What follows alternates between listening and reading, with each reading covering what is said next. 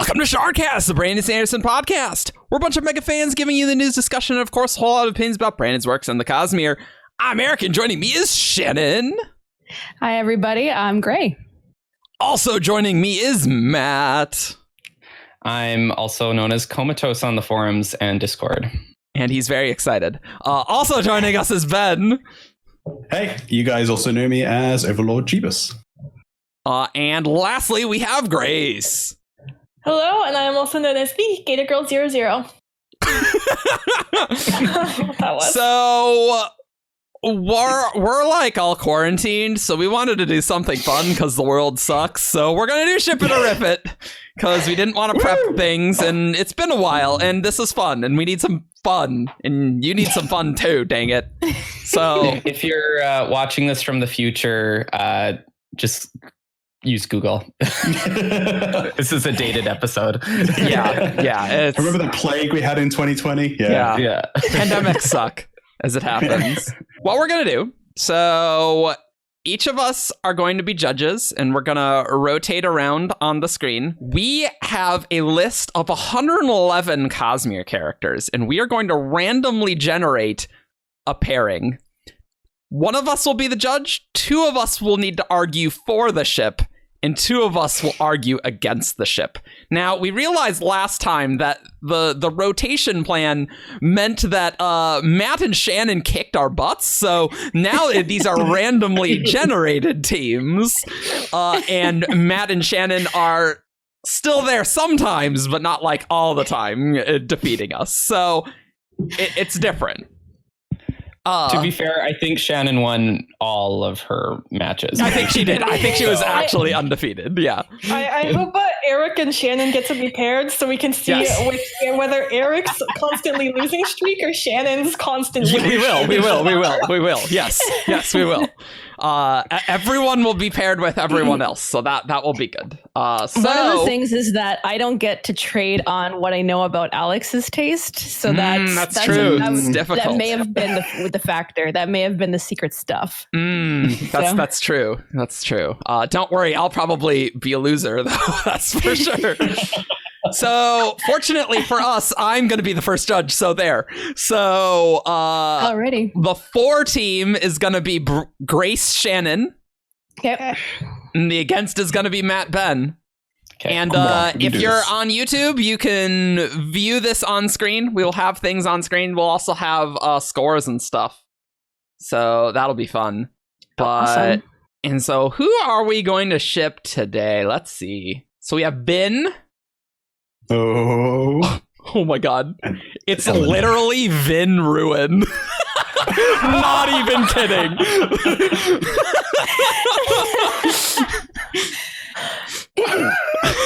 It's literally Vin and Ruin.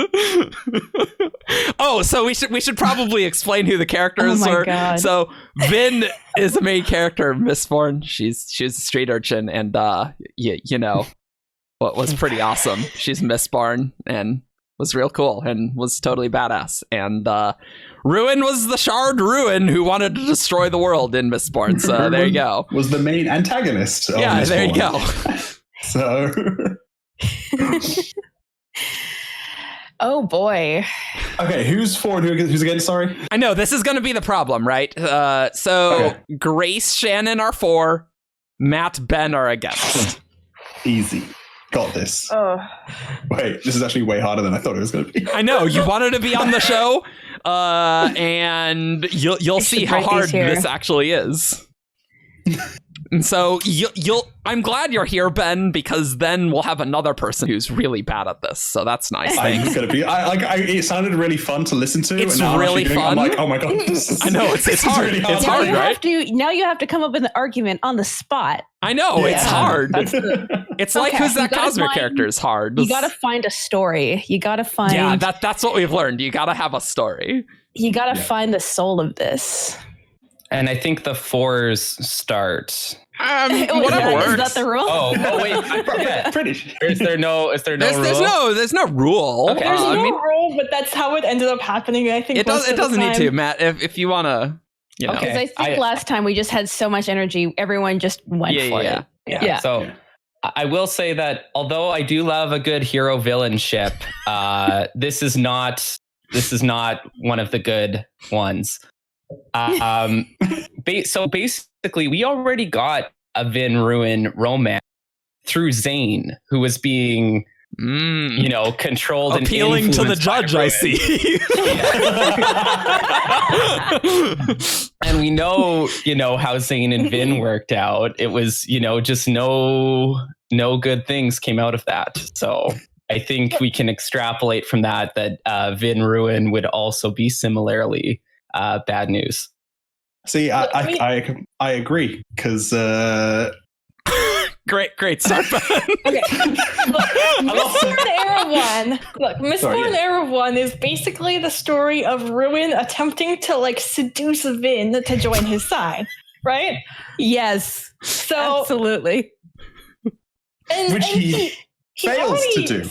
Succeeded once at the Well of Ascension because Vin gave her power to him. So in this hypothetical, Vin, I think, is oftentimes just one bad day away from joining Ruin's side. I think the fact that she was attracted to Zane at all proves that.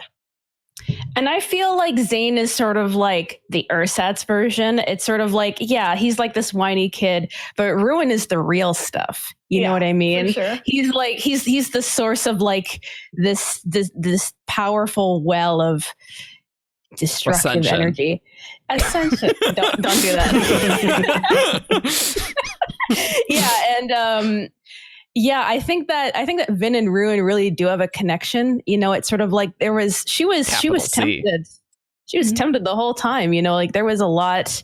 He was a powerful, seductive force, and I mean, there is a version of this where Vin gives in. I think we're all focusing very much on would Vin want Ruin, but I think we need to ask ourselves, would Ruin want Vin? That's very important. Ruin is a literal god, right?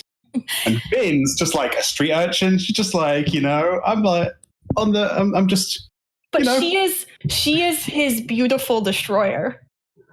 Mm. she is the scion. She is the scion of destruction, and there's a reason she's the main character. She gets things done. She is the focus of all the power in this world's. Yeah, this world. I was about to say universe, and I'm no, just the Mistborn one of Scadrial.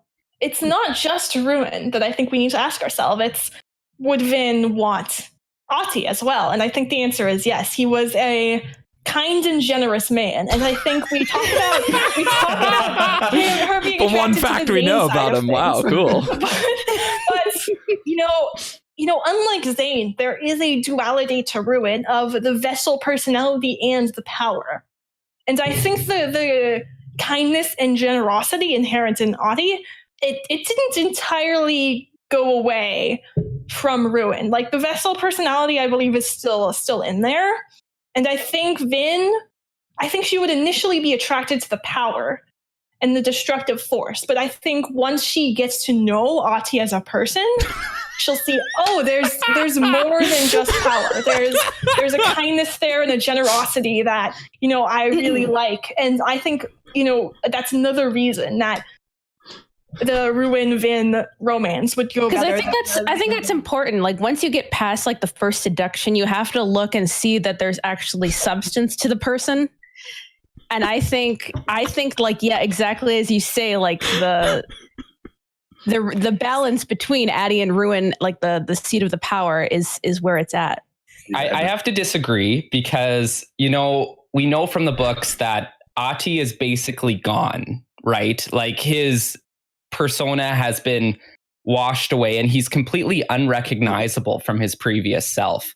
So I get a little squicked out by this, honestly, because it feels a little like, Vin being with a zombie or with a dead person, which, is a little gross. And also, I think Ahti alone, even taken alone, would bore Vin. I think Lend is kind and gentle, but he also has this hidden leadership side and potential that comes out. And I think that's part of what makes their relationship work. And I also don't think, Ati being kind and gentle, I don't think he would want to be with another person with violent tendencies. I think he's worried enough about his own violent tendencies. And so I think him and Vin would be bad for each other. There'd be no interest. It's got this weird living person, dead person vibe. I can't get behind. Also Zane. Eric, Zane. You need to remember. Yeah, because the thing is 80 might have been kind of generous, but once he got to know Vin, will he be like, do I really want to be dating this murder girl? Because I have a point about that, because I think that's what makes this work is like isn't Vin's story throughout this series about like learning that there's more than being like murdery. Sir, she has that power. But like at her core, that's who Vin is. It's sort of like she's attracted to this like to this inner kindness. So it's like she also has the same duality that Ruin and 80 have. Like they're a matched set. This is perfect.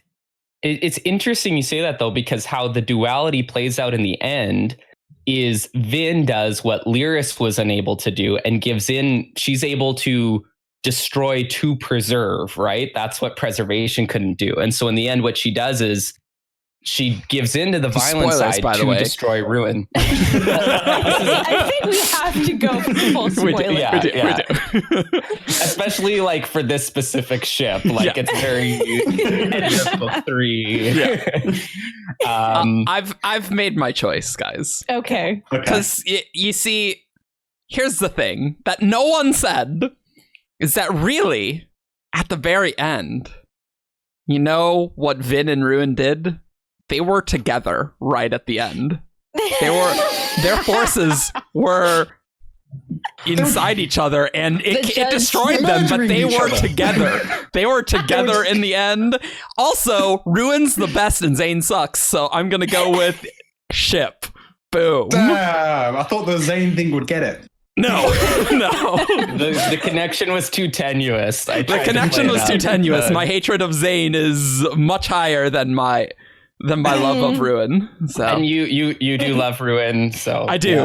That would be the shard of my choice. Ben, I think we were doomed on that one. We were, because my problem was I kept thinking about what a great match they were. Hero villain ships are so fun. That's like when I had to rip Silmarassi last time, and I was like, "Oh yeah, that's tough. That was tough." It's like you guys kept giving me things to jump off of, and I'm like, "Thank you for setting up the 4 position." The beautiful destroyer line was excellent. I'm glad you used that. All right. Next up, we have Shannon judging.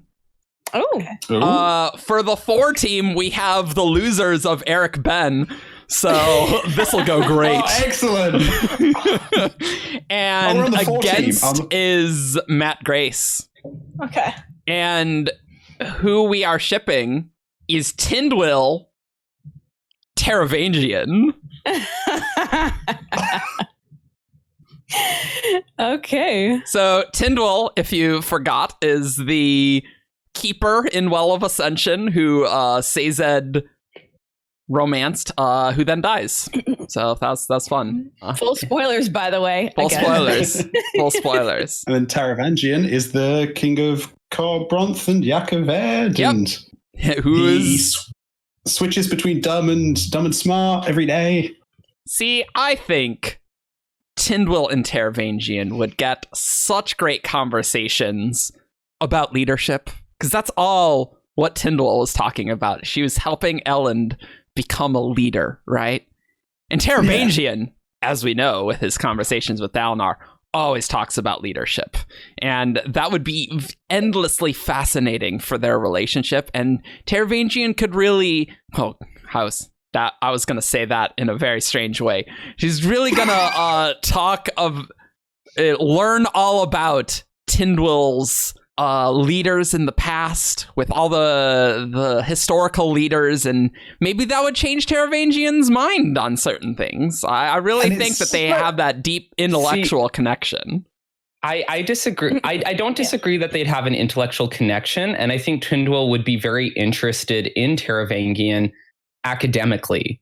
Here's the thing. Tyndall is a researcher. She studies things, and it would be, I think, in her view, unethical for her to strike up a romance with a research subject. Yeah. Like Taravangian is a megalomaniac king, right? With all these plots. He would be fascinating for her. These are the types of lives that she catalogs. But you notice in Mistborn, she doesn't have any attraction to Elend, right? Like her attraction is to a fellow researcher. She does not cross that ethical line of, sleeping with a research subject. There's fiduciary obligations. And also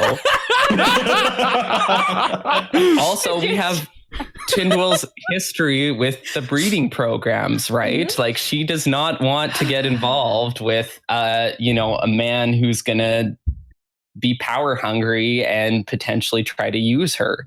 Yeah, so I think the ship just doesn't work. In addition to that, you talked about the philosophical conversations, but what I think Tyndall really wants in a relationship that Sazed has are stability and like a kindness, empathy. And one, Tyndall's not going to be able to get the stimulating conversations at the same time as the empathy because like Taravangian can't have both of those things at the same time. And also, the oscillating between intelligence and empathy is the opposite of stability. She's, with a different person essentially every day. Because of her past, what she really wants is just kind of a more quiet man who will like show her the love she deserves and, be that strong, stable force in her life. Look, you guys are so very wrong because you know who's stable? The person who rules Roshar. If he's the king of everything, that's stable. This is a guy he's got kingdoms after kingdoms. He knows how to create a stable environment. And I've got to disagree on the empathy intelligence thing. It's not a binary one or the other. He spends the majority of his time a mix of the two. So there is a lot of that. She'll get a lot of that interesting conversation from the both because it's not just a leadership thing. It's a philosophy thing. I think they both are interested in the world and how the world itself operates and how, leaders rule the world. And I think she'd very much get a lot of interest from him, and she'd be very interested in him. And I think Taravangian would really enjoy having her around. She's a Furukamist. She can do lots of things for him in terms of. Oh wait. I don't know where you're going with that. But what I was going to say is what you're saying is that Taravangian could use Tyndall. Yeah. He could use her, which is exactly what Tyndall doesn't want to be anymore. She doesn't want to be used. I think she wants to pursue her own interests, her own destiny. So sure, she might research Taravangian, but they're not going to be Taravangian. Okay, it's not going to happen.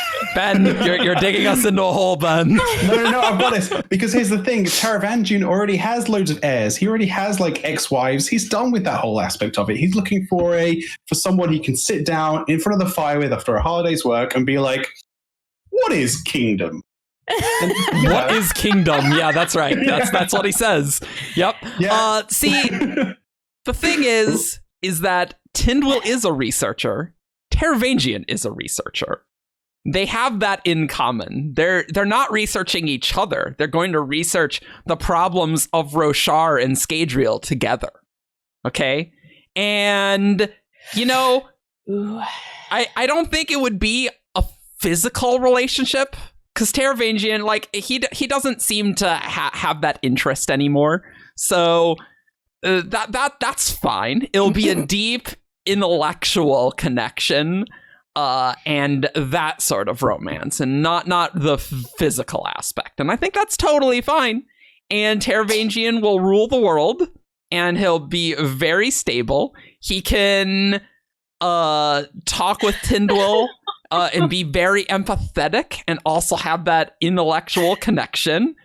And Tyndall could really, on the bad days, either way, Tyndall can really, help Taravangian evolve. And really, I think I've made my decision. Oh, okay. Okay. I'm gonna give this one to Grace and Matt. Yeah, It was really close. It was really close. Eric, and Ben, you really almost got me. With the.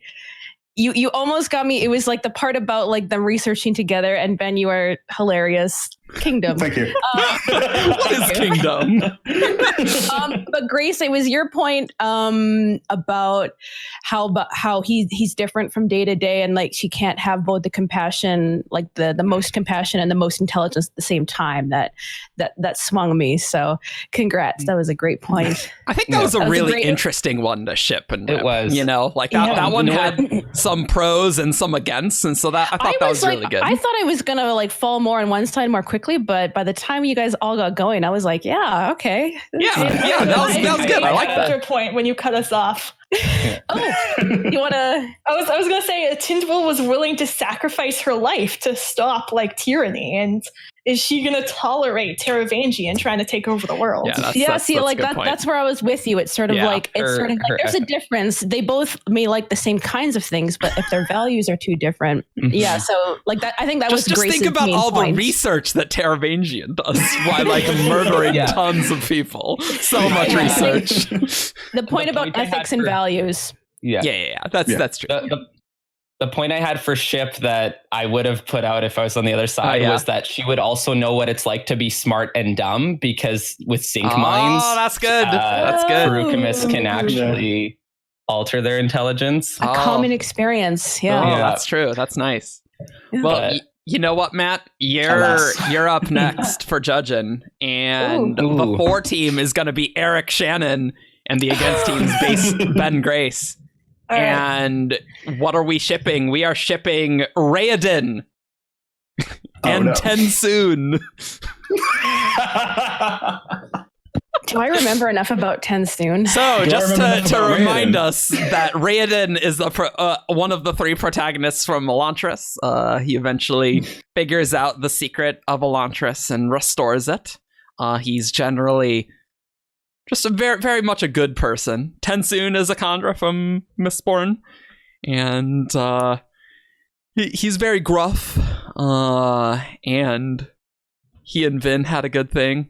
Yeah, this one's a little tougher, I must admit. I'm just like, I'm not sure really, because I know exactly where I'd go for forward. I'm trying to think of like how to argue. Damn it, Grace! I've got. Oh wait, are we against? Damn it! You're against. Yeah, you're against. Damn it! You're against. It's like actually the personalities. I feel their personalities. No, I'm just going to get going.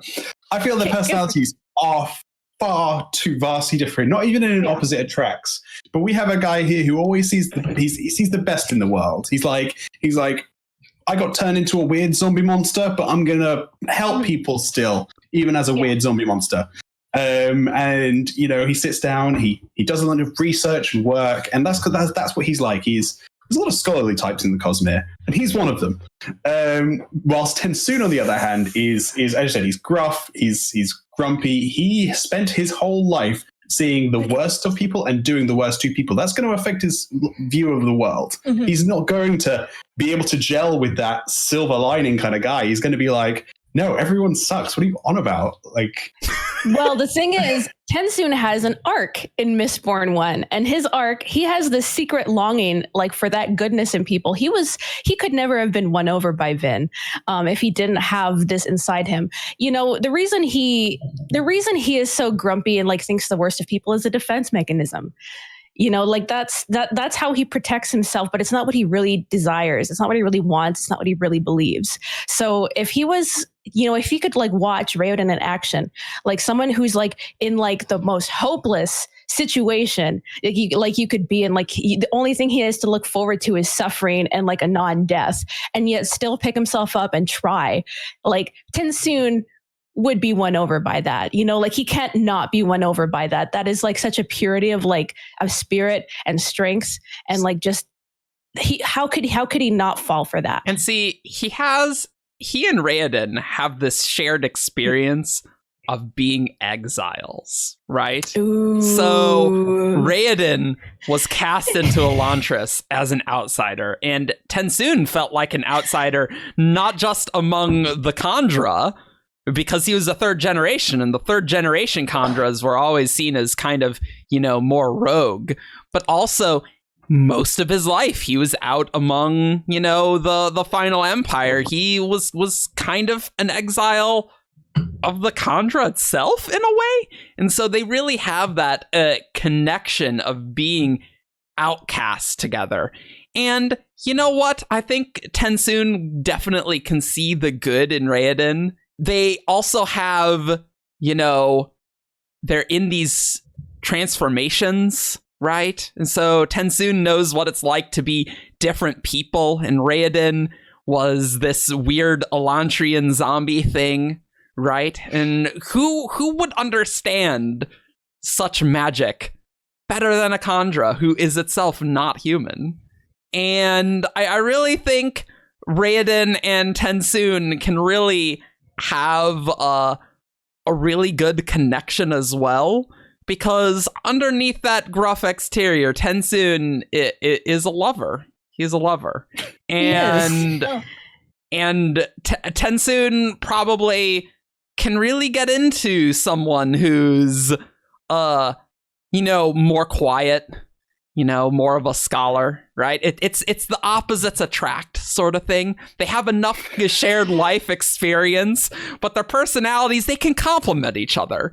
And if they ever need to ride into battle, we can have an Elantrian on a wolfhound just being awesome, and they'll be awesome together. Grace, help. I think there is a level of trust inherent in a relationship that I don't think TenSoon and Raoden could achieve, because they are both kind of at points somewhat duplicitous people. Like they do lie to the people around them to achieve their goals, and I think if their goals conflicted, which I think they would when they first meet, I think they would try to just end up lying to and manipulating the other person. And I don't think that is a good foundation for a relationship. I think that based on, we're not talking about ideal experiences here, because here in the Cosmere, things are pretty life and death. Sometimes people don't have a choice about who they're paired with. And, Raoden doesn't get to choose his life circumstances and just say in the depths of the worst parts of what he was going through, well, I don't like exactly how you mesh with my personality, so go off. And it's sort of like anyone who was willing to kind of come along with him, he needed that support, and and just that time together would be enough to help them bond. And like we were talking about, for TenSoon to see, okay, maybe this guy does have something real, and for Raoden in turn, to be able to see, whoever, the people who supported him in Elantris during the zombie time, the zombie era of Elantris. Zombie era, as it's known. The zombie era. None of them were necessarily super nice and helpful. He had to convince them, and he really had to win them over. So I don't think that's a point against them. He's the persuasive. fact that they would the fact that he had to fight for, that he would have to fight for it to win someone over is not. Raoden loves that, apparently. He'll see that conflict and go straight into that, and he will win anyone over. Anyone. Yeah. And he's persistent. I think he would be able to see that TenSoon is worth it. He's a softie. Yeah. He and when you win TenSoon over, he'll put his life on the line. Yeah. Which we know. So we know that this could be a strong pairing if only they're given a chance to see the good in each other, which they would. I have a point. Okay. So TenSoon is in the form of a dog, and he really likes being a dog. And is Raoden okay with that? You got to ask yourself, would Raoden be okay with that? He's doesn't not have only to be in a sexual dog. relationship, but he can choose to be something else if he felt the need. Whatever Raoden is into, TenSoon can be, and I think that's an advantage, not a disadvantage. And we don't know enough about what Raoden's bed life is. And maybe he's into that. We don't know. TenSoon spent hundreds of years being who other people told him to be. I think in a relationship, TenSoon needs someone who will accept him as he is without asking him to change anything. And so, saying that TenSoon can become anything Raoden wants him to be is, to me, a point against the ship, because if he has to ask TenSoon to change, then it's already not good for TenSoon, and it's already going to fail from the outset. Let's be honest. Okay. Let's be honest, though. Okay. Raoden would see the best in TenSoon and inspire TenSoon. It there's wouldn't a be like difference he's between- asking TenSoon There's to a do difference that. between telling someone to be someone else, and there, and there's a difference between what goes on in bed versus what goes on in your heart. Yeah, there is. Yeah. In terms of who TenSoon is as a person, the personhood of TenSoon, Raoden wouldn't be like, you have to change for me. You have to. Never. Yeah. Never. If TenSoon is inspired to change, healthy relationships do require compromises on some level, which is not going to the core of, I need you to change who you are as a person. Yeah. I'm just saying this is Raoden, very workable. Raoden would find that gruffy, dirty exterior and shine that away into a bright, shining spiritual ideal of TenSoon. Okay? Raoden would find the good dog underneath all the dirt. That's right. I think I've made a decision, Okay. unless there's Okay. Save us. Save us. We're just yeah. This is an interesting one because I really like both of these characters. I think I'm going to have to give it, though, I'm surprising myself with this, to the Rips. What? Yay! What? I'm shocked. I thought we did a really good job, Shannon. How dare you? I thought we did a great sorry, job. Shannon. I don't even think I sunk you there, Shannon. I thought I had some good You points. did a great job. What is that talking about? I thought for sure that you were getting it. I thought we were lost. No, I was following along, but then it was just I got caught in the friend zone, and it was like, It's hard to imagine them together as a couple. it's true. isn't it? Yeah, that's true. All of these, and all the gruff personas that Raoden reforms, like Kaladin, are his friends, and I was just I just got He doesn't best date those friend people. vibes. Yeah. Oh, he could date And Kaladin. and then also, I think the focus on the Raoden reforming people, it got a little, I was like, okay, but then what else is there besides this reforming energy? And then I just never got the what else is there. And yeah, Curses. I don't know, maybe I let the debate go on too long because I was definitely pro ship. But then as it kept Curses. going, I was just like, oh. I thought about the Kaladin connection. Try and keep talking. I thought about the Kaladin connection, but then I was like, no, I don't want to say that because I think that'd be a point in its favor. Yeah, I do like shipping people with their best friends. So, it's true. I mean, in Yeah. the fiction. So that's, to me, that would be a win. I agree. Yeah. So sorry, the arguments were very good, but Can't in the believe end, this. I couldn't. Unbelievable. I didn't get chemistry. Yeah. I didn't. I was trying to go with a story angle, Yeah. No, Yeah. it was a good story. Yeah. Yeah. All right. Ben is judging now.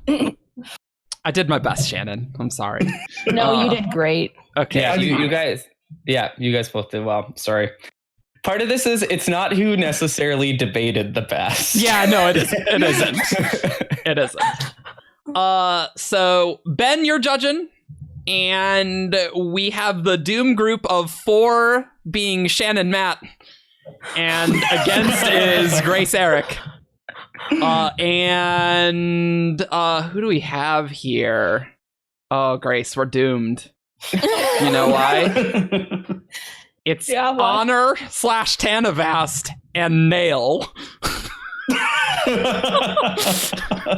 Right, going in with an open mind.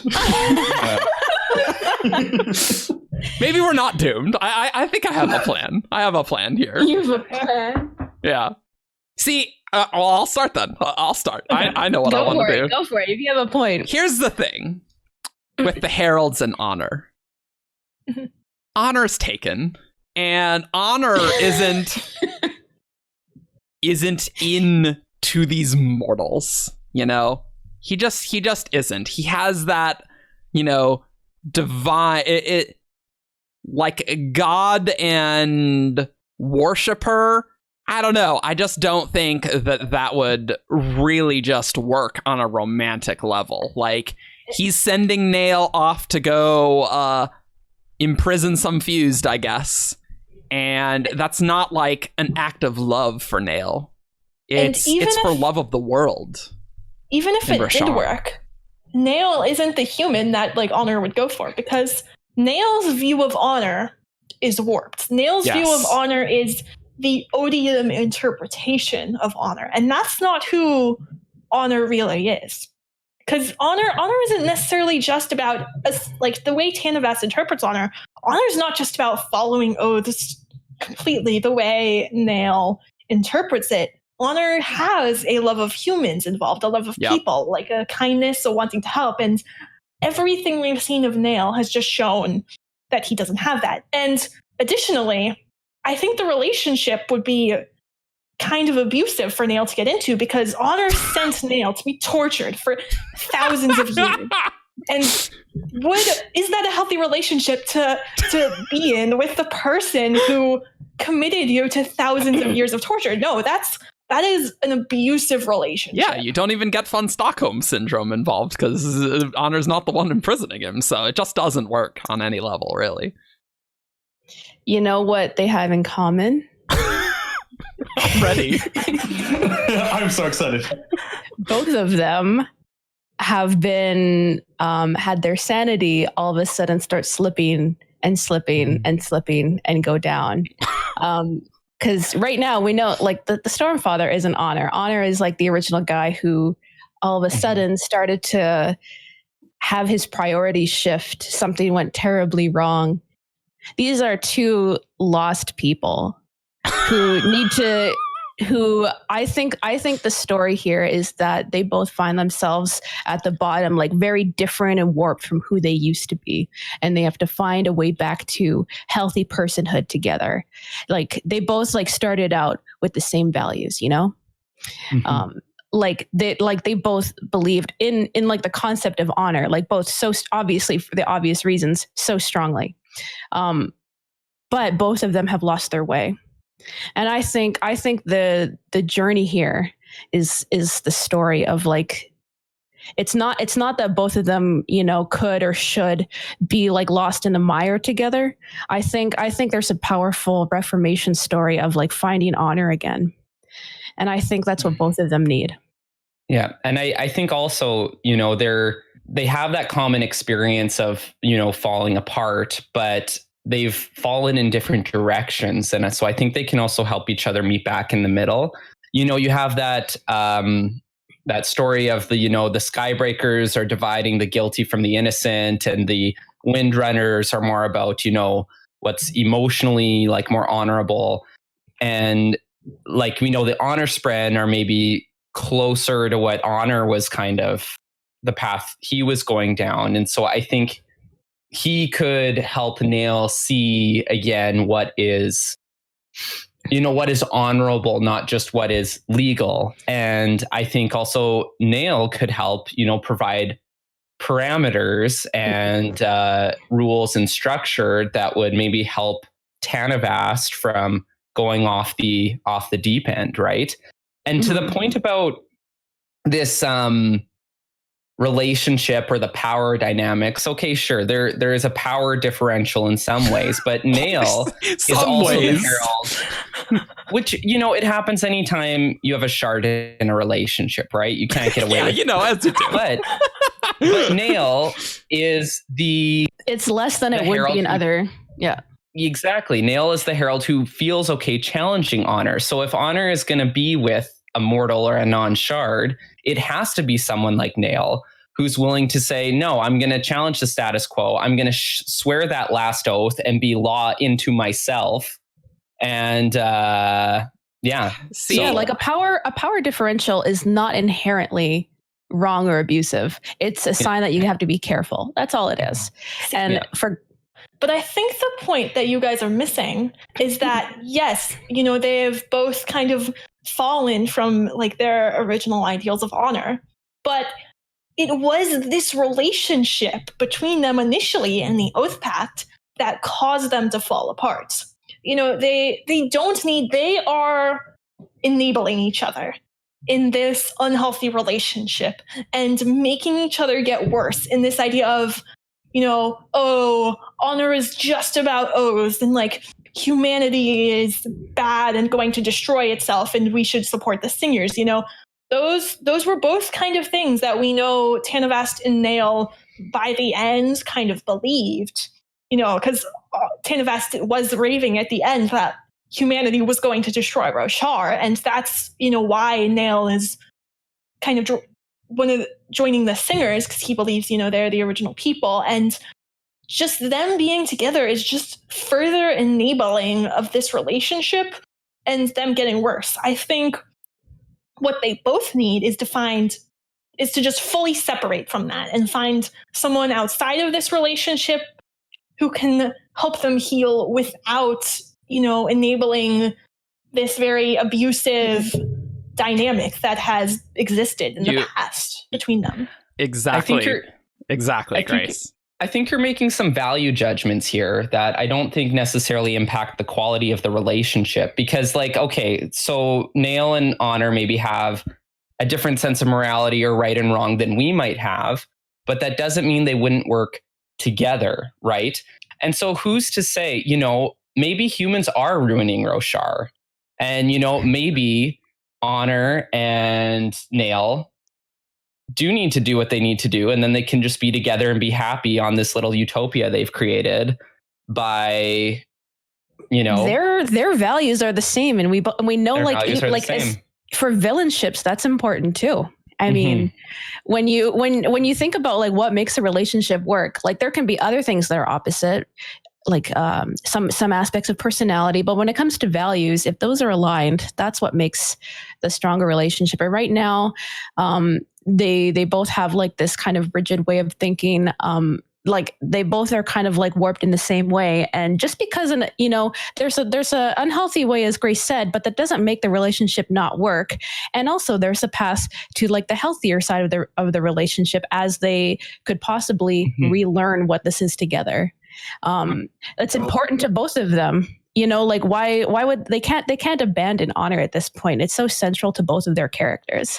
I just don't think that they can help heal each other. Like that whole thing about them healing each other, they're going to make each other worse. No one should depend on any other person. But I mean, in terms of like support on the journey, like you still need you could use a partner. And if you have someone else who's in the same hole as you, if you're that's on everyone else. We have to get external support. No one should depend fully on the romantic partner for anything. That's like the blind leading the blind here. But in terms of external support, on your journey to recovery, everyone fails. No one goes through perfectly. And what happens when they make an oath to get better to each other and one of them breaks it? How is the other person going to react to that? Because they view following oaths so highly. And in addition, should Nale even be in a relationship right now? I don't think they would. I've made my decision. I could keep going. because the thing is whilst Matt, I think you had one of the more compelling arguments before, and I have to agree with the Rip-It, because I agree with the point that they would make each other worse. They are the reason each other are in this point at the point that they are in the first place. It's really great that you said that, Matt. It was really helpful, actually. they're why they're like that, and so I don't see them helping each other get better. Like it just doesn't work in my mind that they're too different to each other, but they're also they're both broken mentally. High five, Grace. Shannon, I'm sorry. That one was tough. That was That a one was weird tough. matchup. That was tough. I thought it was going to be easy 4, but when I thought about it, it's like, no, these are terrible. Actually. Yeah, they're terrible for each other. I really tried to give it a chance. I gave the 4 a real good chance. Well, and they're both characters that don't have a lot of chemistry either. Yeah. Yeah. So That was putting them together, like if either of them had been paired with like a more dynamic, but they're both kind of chilly and distant. So yeah.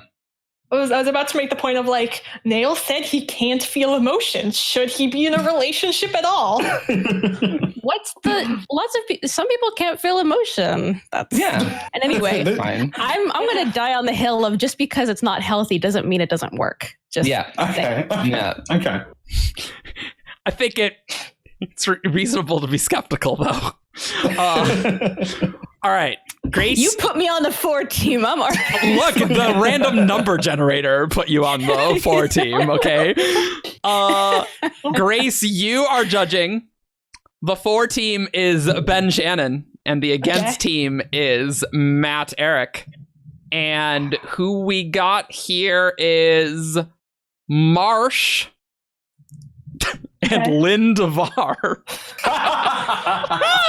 Oh my god. So Marsh Why did you do this to me? The random number generator did this. So Marsh is the Inquisitor from Mistborn Era 1, Kelsier's brother, who survived until the end, was controlled by Ruin for a while. Lin Davar is Shallan's dad, who's a really awful person. Have fun, Forz. I'm going straight in. Do you know what these both people care about so much more than pretty much anything else in the world? Family. They care about family. Lin Davar, terrible, horrible person, but you know what? He managed to make sure his family continued living the life that they had. It wasn't a great life because he was a terrible person. But he still wanted to keep that household together. He wanted to keep them going. He sacrificed everything so that the children could still live the lives that they were living. Marsh just cared so much about Kelsier. He also saw. Listen, these people both make choices. They both put like their family like first, and so like they put their important people on the top, and they will do whatever they can. They will go to like the bottom dregs of like the worst kind of like actions because their family is so important to them. If they were important to each other, there is nothing they wouldn't do for each other. They would burn the world down for each other if exactly. they, So it just like this ship is like a burning fire of passion. Yeah, it is. This shit is a Fast and the Furious movie in the making. I disagree because Marsh would absolutely see his family dead to save the world. Yes, like Marsh absolutely. and Kelsier have a complicated relationship. There's love there, but there's also a lot of anger. And Marsh's big thing is he's uncompromising about his dedication to a cause. Right? In the Mistborn books, he is willing to do anything to free the sky and work towards the Lord Ruler. And he has no patience for, selfishness and vanity and a lot of things that Lin Davar is a creature of ego to some extent, right? It all revolves around him. He's building up his family for his own benefit. He doesn't care about their happiness. He wants a legacy. He wants wealth. He wants power. And those are all things Marsh has no patience for and things that he hates about his own brother, right? He literally hates Kelsier for those things. For his ego, right? And so, like, Marsh wants to save the world. He's the good one. He's the dependable one. He wants to save the world. And so Lin's goal of, like, saving his family at the expense of the world in some ways would be directly counter to everything that Marsh stands for. And, maybe in another relationship that difference in opinion might work, but for Marsh, he's so uncompromising. His cause is everything. And so I don't think he could be with someone like Lin. And I think Marsh would drive Lin crazy because he'd be like, stop preaching at me. I just want to get stuff done. You said basically everything I want to say, but yeah, Marsh doesn't like Kelsier in many respects. Marsh was in the rebellion before Kelsier was, and that was his whole dream of overthrowing the Lord Ruler, and Kelsier basically stole that from him. some respect, and stole Mare away too, because Marsh loved Mare. So, like, that's a problem. So Marsh does not care about his family above all. He cares about the mission. That's what he cares about more than anything. And, like, Kelsier's all right, and, you know, Here's all right. Yeah, but I mean, it's not like Lin. Lin squeezes family members until their heads pop off, basically. Well, I guess Lin got his head kind of popped off, but you know. But, you know, Lin squeezes until they're dead, and that just Marsh doesn't feel about family the same way. And I think that the way that they are both so uncompromising is what makes this dynamic so interesting. Because I think it's really fun when you have two people who are strong-headed, but neither is going to like bend to the other. So I think like this is not going to be a healthy relationship, but it's going to be very fun to watch. See what happens when they're in a room together, see how they interact, and see who wins, see who comes out on top. That's interesting. I want to see what happens, you know, like when they're at odds, but still in a relationship. This is like peak hate ship.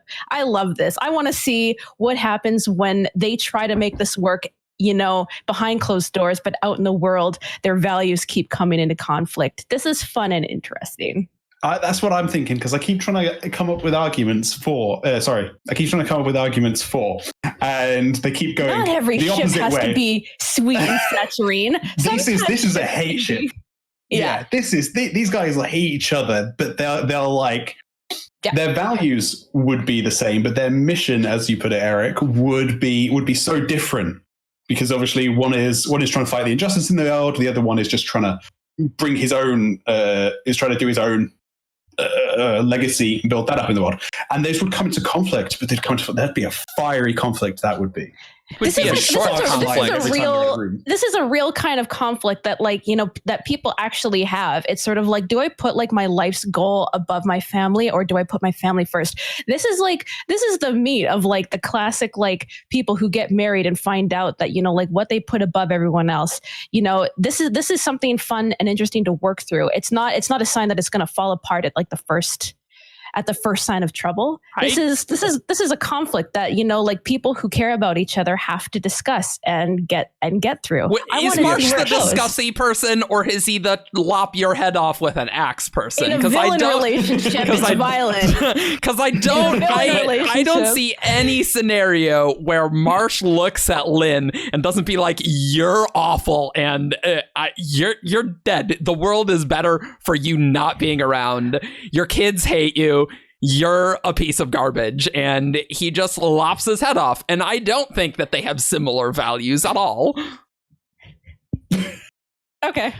And I also think that we're forgetting when we're praising things as a hate ship. One thing we're forgetting is Marsh's personality. Like, he's known as Iron Eyes. Marsh is cool. He is cold judgment. And so would a hate ship really work for someone who isn't putting his passion out there? Yes. And also, like, Lin is not about one kind of fight. That's all. Hate isn't fiery. You can have a cold iron hatred. Remember, Lin is all about himself, and he's encouraging violent tendencies in others. His family is getting more and more violent and darker. Whereas Marsh isn't a villain. Like, you do this villain ship, but Marsh is a hero. Marsh is the one who, despite it all, resisted Ruin's influence. And at that last moment, removed the earring. He put all the pieces together, removed the earring, and allowed Vin to ascend, which, you know, like, he played that key role. He's a hero, and he was able to control his emotions, keep them under. And because of that, I don't think this hate ship scenario would actually work, because Marsh would overcome those emotions, that toxicity, and he wouldn't let it rule him. Which would be necessary for that way of proposing the ship. It just wouldn't work. Well, that's like assuming we're in a situation where Marsh always has like the powers. You know, just like I was picturing a scenario where they both are more equal in like terms of what they can do, and in which terms it's sort of like it's not obvious that Marsh is going to come out on top, which is how I like to picture a hate ship. But that's just me. I like it to be a fight. I'm thinking pre-Inquisitor Marsh, because post-Inquisitor Marsh can do anything he wants. Yeah. Well, even then, like even if he doesn't have the power to stop Lin, that doesn't mean that he's not gonna hate everything that Lin stands for, but control his own hatred to the point, because the hate would be there in what he stands for, but Marsh can control that, and so he wouldn't let it rule it, overcome him, and get him into this toxic situation. Which, while maybe titillating to watch, Marsh would not. Marsh wouldn't let it get to that point. No, never. So Ben, Shannon, you guys put up a decent fight. I'm gonna have to give this to Matt and Eric. I think that's fair. I think if you had made the argument that Lin would be attracted to Marsh because Marsh is someone he can't control, I might have been more. Because I think that would be. That was just what I. That's a fair argument. I think I just struggle to imagine Lin being attracted to anyone. Same. Yeah, it's a little rough. Right, Matt, for continuity, do you want to close that door? Because it's really bothering me. Yeah. I was waiting. Cool. Sorry, I did tell people that I was recording in here. Oh, no, it's fine. There was probably a forget. Yeah. I forget. All right. Oh, man. We have probably one of the spicier ones here. I'm judging. Okay. Who's for? Who's against? Ben Grace is 4 against is Shannon Matt. I've been against like every time. Have you? You have been against more than you've been for. That is true. I've been for once, and it was Nale and Honor. Well, I'm gonna switch one again. later. So, I know that's the problem with the randomness that I was gonna try and fix, but you're gonna be against for a bit. I'm sorry, Matt. No, that's I'm the fine. opposite, Matt. I've been against once. Yeah, so, I know it should average out eventually, but I switched one later. No. Okay. No, I haven't been against. This is my first time. Okay. So Ben Grace are 4 against is Shannon Matt, and who do we have? We have Odium / Race and Lerin.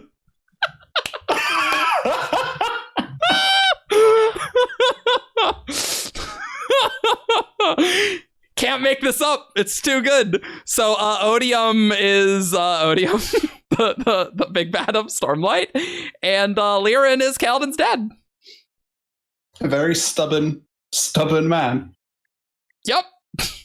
Have fun, guys. I think for many reasons that we've already discussed in past ships, this one will not work for any reason. In terms of being a huge power differential with a shard, but also completely opposite values and ethics and personality. That kind of power differential with these traits, it's not good. This is not going to be a healthy or safe relationship for Lerin, and I think automatically that disqualifies it from being healthy in any way. Lerin has strong ethics, even if we don't necessarily agree with it. He has a strong value that aligns more with honor than with odium. Like his whole thing so far is about resisting the lower base urges. Even that's what he believes, and that's totally incompatible with someone like Odium.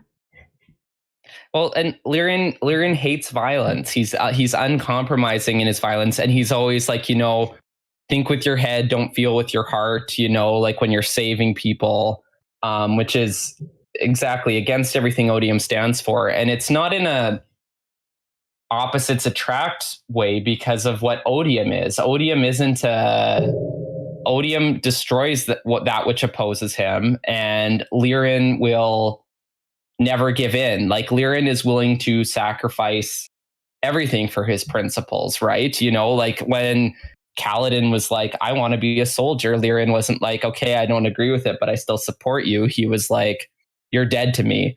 So, yeah, just not seeing any room for Lirin not compromising, and Odium just blasting him off the face of the earth. So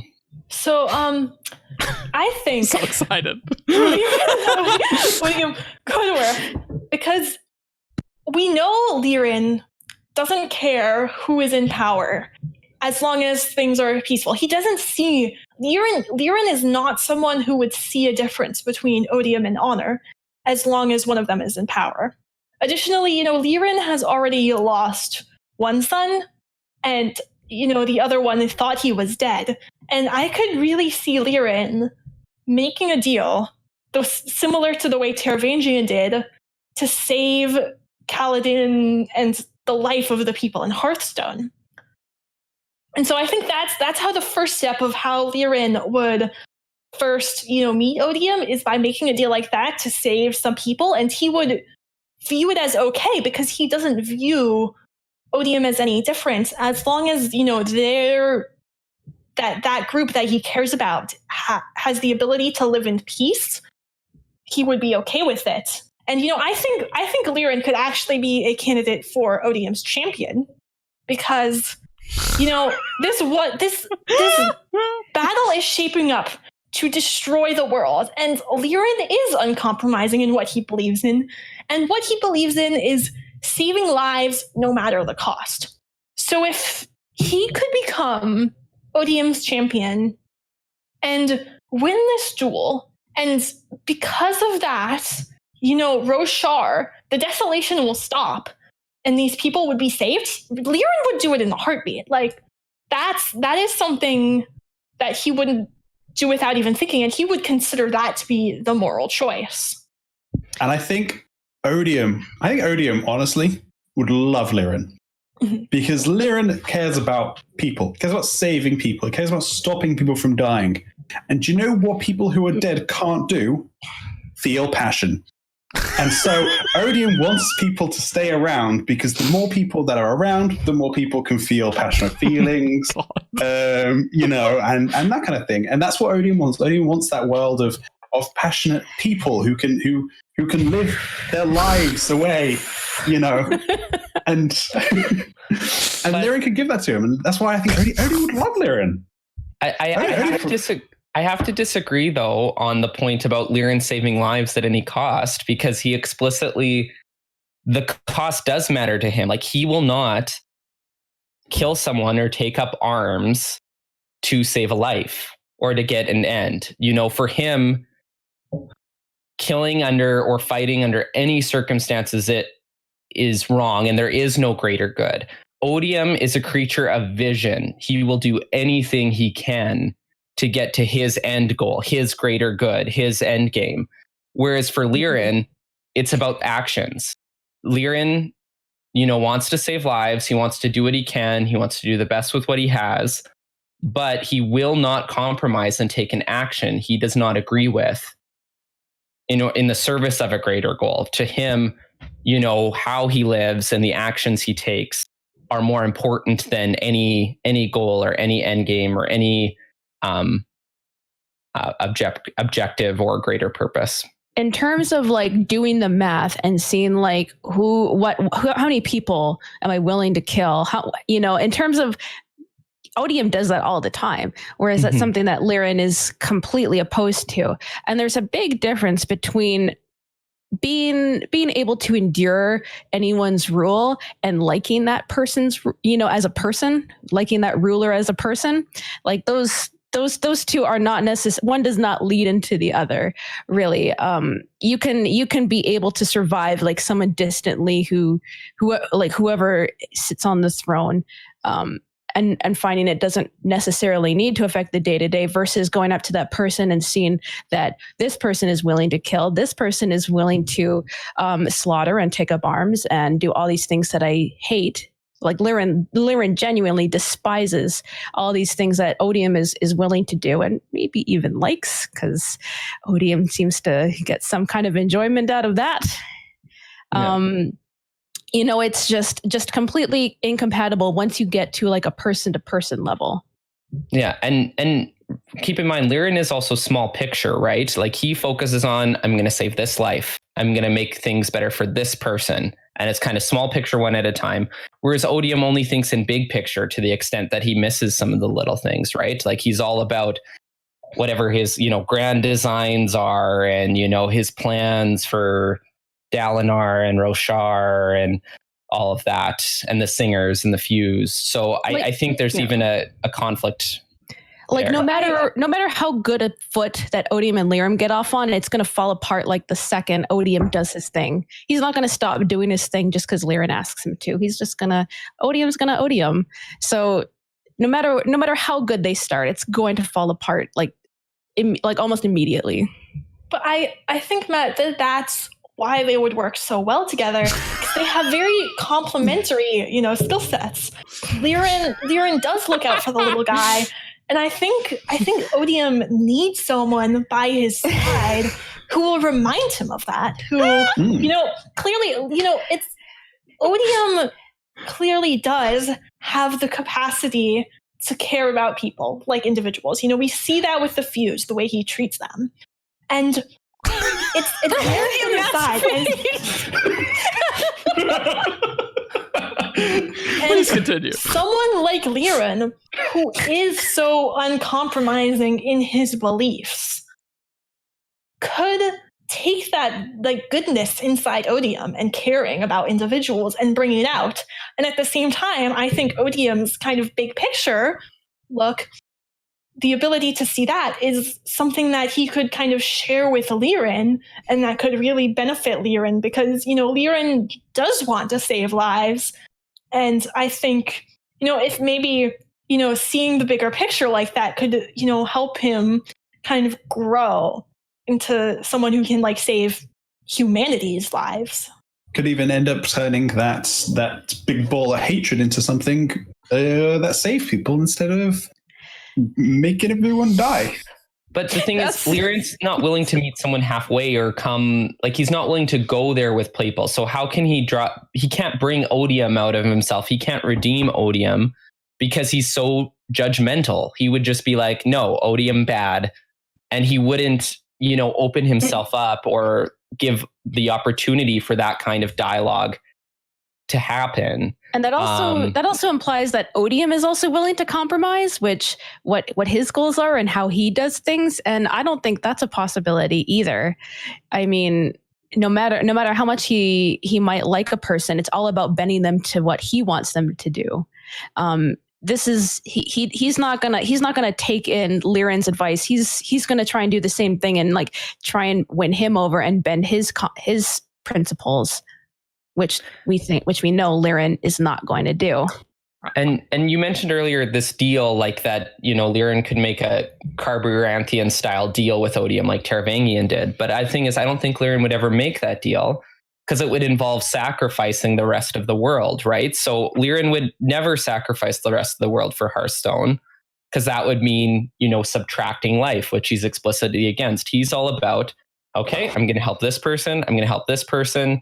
And the world's going to work out how it's going to work out. But I'm just going to do my thing and do the best I can in any situation. So I think, man, this is surprisingly tough. I want to give an A+ effort to Grace for going all in, and it is graced it so well. It's just I hear what you're saying, but that's really why there should be together. I love it. I love it so much. And I think I gotta give them the point because of it. I think it is so good. Even they obviously, Odium and Lirin are terrible, but the value of the argument was so good that I gotta give it to Grace and Ben. Yeah. Even though it was really funny because every time someone said things, I was like, that's a good point. That's a really good point. It's really good. So Grace, I thought you were doing great until you brought up the fused, and I was like, don't bring up the fused. Oh my god. yeah, so that's what I'm doing. I'm shipping it. I'm shipping it. I want to see Odium and Lerin Excellent. interact. Excellent. And I want I gotta go all in. Now. All right. That's the end of book 5 right there. Lerin is Odium's champion. Sure, yeah. No, I think Odium would really get a kick out of corrupting Lerin. I think he would really love doing that. Yeah. Yeah. All right. Shannon, you're judging. Mm-hmm. 4 is Matt Eric, and against is also Grace Button. Oh. All right. Grace. Who do we got here? Come on. Good money, good money. Game. You are. Yeah.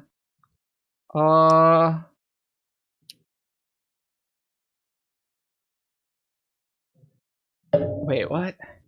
Sorry, reading's hard, guys. Oh, which way around was it again? I'm forgetting. We 4 or against? You're against. Cool. Oh man. So we got Mraize Lightsong.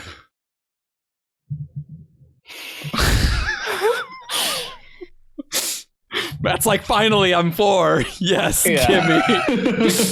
I swear to God, I am the opposite of every team I've had to be on every time this game.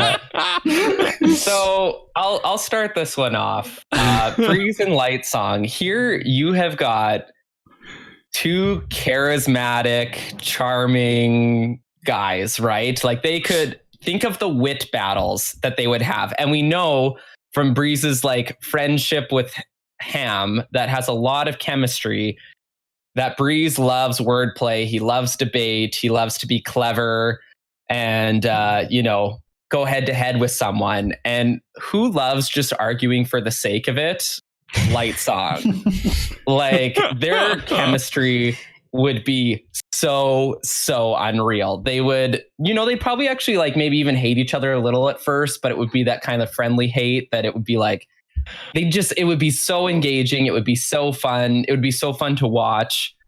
And, also like Mraize, he likes fine things. He appreciates the good things in life. Lightsong, has a perfect body. He's perfect all around. And he also, has a palace and things. Like, I just see this working on like a lot of levels. And I think it would be super fun. Yep. I mean, I don't have anything to really add. It's like, I think they sound awesome together. Like, they have the intellectual capacity. They'll have tons of chemistry. Mraize will have whatever he wants. And Mraize will be able to implement Lightsong's plans and really see into who Lightsong truly is. And really, was Mraize like a more accountant-y type? No, he was just a noble. No, yeah, he was from a noble family. Yeah. He was more of like a spy. Right. And like Mraize's experience, like kind of playing both sides, using lots of different aliases. Lightsong's background as being a he was some sort of bookkeeper. He was a bookkeeper, yeah. Bookkeeper, yep. accountant. He was a bookkeeper before he returned. A bookkeeper, accountant, but who loves the idea of being an investigator, right? Yep. So he loves the idea of that. And I think Mraize's past and his history would be very intriguing to Lightsong and would be very interesting to him. So you've talked a lot about why Mraize would like Lightsong, but I think one important thing about Lightsong that you're missing is that he always felt unsatisfied with life as it returned because he valued, things like family and just, being with people he loved more than, these physical things. So I think Lightsong, once he got to know like Mraize and saw that Mraize liked these things, could view him as kind of like superficial and vapid. And I don't know if the attraction would be there, because I think Lightsong would want like a deeper kind of emotional connection that's not just based off of, oh, we're trading quips and we like fine stuff. He wants family. That's what he valued beforehand, and what he really is missing as a return, and why he always felt unsatisfied. And I think in the same way, he'll always feel a little bit of unsatisfaction with Mraize at first. I can see this relationship at first, maybe taking off, but then I think very quickly Lightsong would realize that there's something missing, and that would grow into resentment. I completely agree, Grace. The thing is, I completely agree with Matt. I do think the chemistry between each other would be great, but I can't see it going beyond a fling. They'd meet. They'd be trading quips. It'd be a lovely evening. But I can't see it going beyond that, because Mraize is he's fickle. He manipulates everyone. He's just constantly he's throwing out his soothing left, right, and center. He likes to live life, just go from one thing to the other. Doesn't really care too much about people. The person we see him do end up with is Alrian, who's someone who reins him in, who can manipulate him just as much as he manipulates people around him. And I just can't see that lasting with Lightsong. I think Lightsong would get very, very bored of Mraize very quickly, and I think Mraize would get bored of Lightsong very quickly. And I just don't see them. It'd be really fun, but very, very short. And see, I disagree. I think you're not giving Mraize enough credit, because Mraize has layers, right? And the thing is, like he has this surface level of being very manipulative and fickle and very light and airy, but underneath it, he has a depth, and at the end of the day, he does commit to Alrian, right? That relationship seems very superficial on the surface, and you have Vin being very judgmental about it at first, but then as you peel back the layers, you see actually this is a relationship of support, and it is something deeper, and he does actually feel something. And I think Mraize for Lightsong, like Mraize, aside from his aliments, he is very much like kind of an everyman, a regular person in some ways. And so I think Lightsong would appreciate that. He'd be interested in hearing about Mraize's experiences, and then I think it would evolve into something deeper underneath. Even Lightsong's chemistry with Blushweaver, who's also very manipulative, but he kind of sees who she is underneath, right? And at the end, when she, passes away, he, their relationship never goes forward, but he kind of admits to himself, like, I was really close to her. She was my really good friend. And so I think those relationships kind of show that even underneath the great chemistry they'd have, they could build something lasting and very interesting underneath. And Lightsong has those layers just like Mraize has. Mm-hmm. They can peel those layers off together. Yeah. That's a great metaphor. That's my contribution. Lightsong likes about people is their mind, right? Like Blushweaver, he's not impressed with her like crazy rockin' body and all the things she does.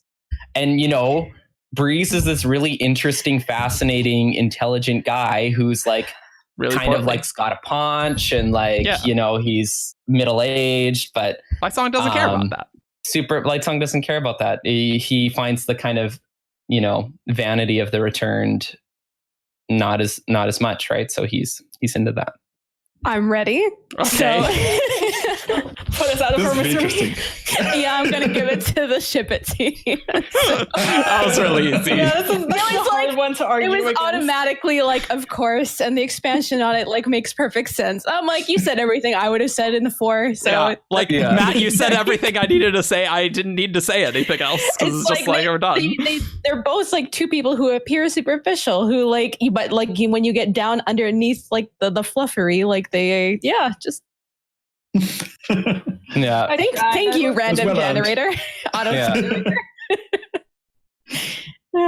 Grace, you're doing great on. I know. Like you're really like nailing it. So those are some good arguments against, and like I feel like this was a little bit like the Silmarassi of this one, where everyone everyone wanted to be arguing for it. Yeah. All right, Matt, you're judging. Okay. Oh man, there's a few interesting ones coming up. So the teams are going to be for Ben Shannon against Eric Grace. And we are going to have... Depends who it is. Don't celebrate. I'm sitting there, I'm like, please. Oh man. What do we got here? Rashek, the Lord Ruler. Great. 10 out of 10. And Denth. We're against Eric? We're against. Okay. So Denth was one of the 5 scholars employed Vivenna, but was really pulling the strings all along, and was a friend of Vasher until Vasher totally murdered his wife, who was Denth's sister. So that wasn't great. And Rashek is the Lord Ruler. Oh, I can see this working on. Yeah, so can I. Many levels, just because this isn't 2 people who are unhealthily spiraling together. This is 2 people who are firm in what they do, like their values are set. These are people who go to extreme lengths, and sometimes very evil lengths. They're not gonna challenge each other. They're not gonna grow together. These are 2 people who just click. They work. They're gonna admire each other. You know, Denth would see what the Lord Ruler's done. It was all like, man, you could do that. That's a great idea. And then Lord Ruler would be like, what have you been up to? You did what, man? That'd be great. You know, like, and they both have like quite a bit of like knowledge and power that I think that they would, I think once they got over their initial distrust of each other, like would really enjoy about like, you know, engaging and bouncing ideas off of each other and doing terrible things together. Mm-hmm. I think this works in every conceivable way. Yeah. But the thing about Denth and the Lord Ruler is that they were both charismatic leaders, and I don't think either of them would be willing to give up that position to share it with the other person.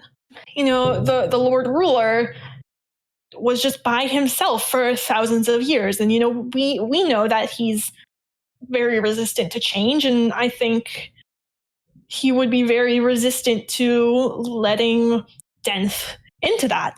And you know, in addition, I would also like to say that Rashek, we know, hated the Clenny, and they were the people in power. And Denth comes from kind of a similar background of, you know, he and his sister Shishara, we know they have the royal locks. They were part of the royal family in some way, you know, and the city that they're from is kind of this powerful culture that oppresses the countries around them. And I think the Lord Ruler would look at Denth and would see the Clenny people that he hates kind of in Denth. And I don't think he would be able to get over that hatred. I think it's the opposite, but I think you should give Rashek a bit more due than you are giving him. He tried a few things in those 1,000 years he was in power. He didn't just keep everything the same. We know he took wives. We know he had children. We know he tried various things. He was in a position where he had a lot of power. I agree. But he was in a position where sometimes he was like, I don't want to be in power right now. We know there was a scheme where he wanted to create an heir at one point. Or let go of the Final Empire. Let go of the Final Empire with one of the kids. Yeah, we know that that happened. He was a complex character for 1,000 years. He wasn't unchanging. He wasn't an immediate evil emperor. He just kind of settled into that because that was the most stable way he found to rule. And I think he would be more than happy to let someone in like Denth, who I don't think wants to be the top dog. Denth likes, you know, being powerful, but I don't think would want to be the one responsible for everything. He likes having control of things, but not the responsibility. It's quite kind of, he's not really in charge of any big organizations, is he? He's I just don't think that they would have a romantic connection. Like, I think the Lord Ruler could employ Denth, but like a deep romantic connection with Denth and Rashek, I don't know if I just believe that, because Denth was a peacemaker in the Many War. The Lord Ruler, it's really hard to argue that he's a peacemaker with all the death and murder that he's done, that his society has made commonplace. I don't think Denth deep down would approve. He would, at most, he would be like resigned and be like, yeah, I mean, I'll work for the evil emperor, but he's not gonna like be like, oh man, the Lord Ruler, I love you so much. Like he's that's not gonna be him. That's not gonna be him at all. Yeah, because that's not a sweet and saturine relationship. That's not what all romance is. Sometimes it's like a meeting of the minds. Like Ben said, the Lord Ruler wasn't always like this. He does have depth. He does have thoughts and feelings, and and his own secret resentments and his own hopes, his own desires. It's not like he's not just like, when you get into the place that Denth could be, it's not just like, oh, you're the faceless evil ruler of this country. I think they could find like kindred spirits in each other, in terms of like how they go about life. I think like they would be able to recognize that very quickly in each other, that you know what, there is something of me in you. I can see that, and just like build that connection of, and then like that's something that can be built on. It's like, it's not just the people that they have become over like these thousands of years, maybe. I don't actually know how old Denth is. Yeah, more like 300-ish. well. He's pretty old. But just like this, this is something that they both understand. Like this feeling of like, I'm not the person I used to be anymore. I've changed a lot. I've done things. And I think like this is something that they could actually really strongly bond over and explore. Like I think that's so interesting, is like the two like almost immortal people like coming together and like kind of figuring out, oh, how did you do this? And especially with like these two being kind of immoral people, I just think there's like, I don't think there would be like a conflict so much. I think like as long as like they could find like the bounds of like, this is the part that I'll control and this is the part that you'll control. Like if Denth doesn't come in and try and take over, I think that this could be really a fruitful relationship. But Denth and the Lord Ruler are both people who are shown to hold grudges for very, very, very long times.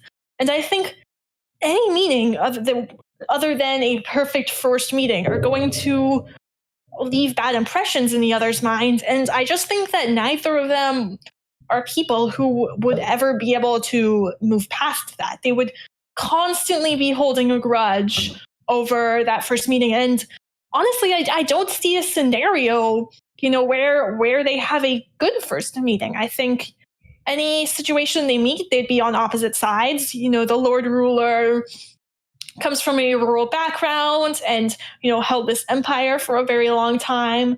Denth, is from kind of a city. He's used to being in a cultural center. He, organizes a rebellion to try to take down an emperor. And I think they would be opposed to each other. And I think once they met, they would just hold that grudge and, would never be able to look past that. I think I'm gonna call it. Eric and Grace, you were screwed. I know, we were. It was so hard. Evil immortal boyfriends, and also like Rashek and Denth are like two of my favorite characters in the Cosmere. So like, you would have really like you did a good job, but it was so hard. I was like, together.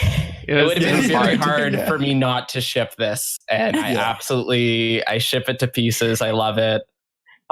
So yeah, this go and the ships did a good job too. It's not like you just coasted. You did the work. With you. Rashek is like one of my favorite characters. I could probably ship him with anyone. Yeah. To be quite No, they would be the best. Like Rashek would be the figurehead, and Denth would be like kind of Going out and doing the stuff. Yeah, exactly. Yeah. Great together. Yeah, they'd be evil villains together. Yeah. They'd be the Emperor Dragon couple, right? Yes, Yeah. exactly. That's how I was picturing it. I was picturing Denth is like in the throne room off to the side, and like and when they're alone, like this is when like they turn to each other and have their Yeah. Right, exactly. Yep. Yeah. I totally agree. Yeah, that was tough. Exactly. All right, Ben, you're judging. it's a big busted wig. Is Matt Grace. Ooh. And you guys, oh man, these last two are spicy. It's gonna be Hrathen. Oh no, I really like him. And Kaladin.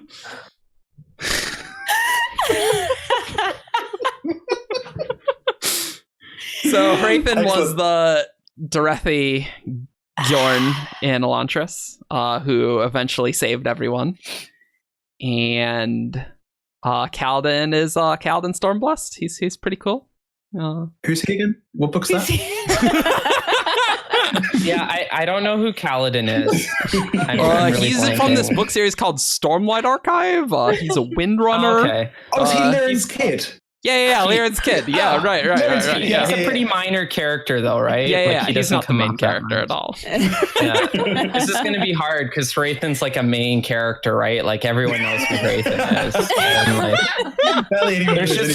And, there's not a lot of material on Kaladin to work with. Oh my god. Oh boy. So I think this ship works on a lot of levels. Like both of them, I think, have had mental health struggles. And what we've seen Hrathen do, though, Hrathen is a very flexible thinker. Even though he's very rigid in his approach to life and he likes rules and likes things done a certain way, he is someone who, despite that persona, is able to like question and come back and re-examine things and change. And we see him break out of kind of a negative cycle of thinking and a negative way of doing things. And even though he likes authority, he in the end goes against that authority to do what is right and what he thinks is right, and ends up saving the day. And I think that's very similar to Kaladin, and also who Kaladin is as a character and as a Knight Radiant. Honor Spren, it's about doing what's right. And so I think that shared goal could really bring them together. And also Hrathen's way of thinking could help Kaladin. In Oathbringer, we saw Kaladin struggling with his next oath because he's kind of doing these circular thought patterns. And, I think Hrathen could potentially help Kaladin break through that barrier and say, hey, let's look at this a different way. Let's think about this a different way, and help Kaladin go through. And conversely, Kaladin's a very heroic, noble figure. And I think that's something Hrathen would find he could aspire to, and also work towards. Yeah. And lastly, sorry, one more thing. Okay. In Elantris, we get a great hero-villain tension romance between Hrathen and Serene. And I think you could set up a very similar thing with Hrathen and Kaladin, where it evolves, like that mutual respect of an opponent evolves into real feelings. And since we have that track record of Hrathen's attraction working that way, I think it could work really well.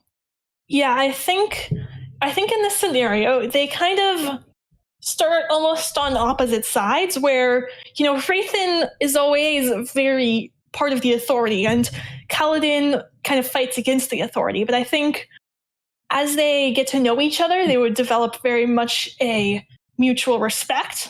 And, Hrathen would help Kaladin to kind of see, not everyone in this authority is, terrible and oppressive.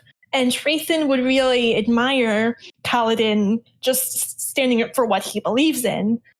And I think, Hrathen, I think what the scenario would be is Hrathen would kind of do as he did in Elantris and come around and make a sacrifice to help and protect people. And, Kaladin obviously is very protective and, protect those who cannot protect themselves. And I think, Kaladin in those moments, could end up saving Raithen's life.